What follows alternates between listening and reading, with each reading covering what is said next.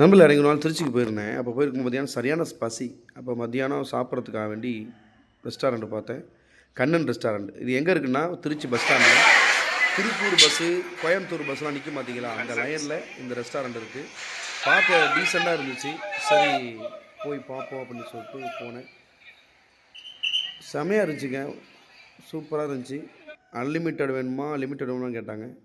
அன்லிமிட்டடே கொடுங்க அப்படின்னு சொன்னேன். ஃபஸ்ட்டு வெஜ்ஜு வச்சாங்க. அப்புறம் இங்கே பாருங்கள் எத்தனை வெரைட்டியான சால்னான்னு சொல்லிட்டு, கூட்டு, பாயாசம், தயிர், அப்புறம் சாம்பார், காரக்குழம்பு, கீரை, நிறைய பிரட்டல், அதுக்கப்புறம் இது வெஜ்ஜு சூப்பு, பால்கோவா, மசால் வடை, அப்பளம். சாப்பாடு எவ்வளோ நேரம் வாங்கிட்டே இருக்கலாம். செம்மையாக இருந்துச்சுங்க.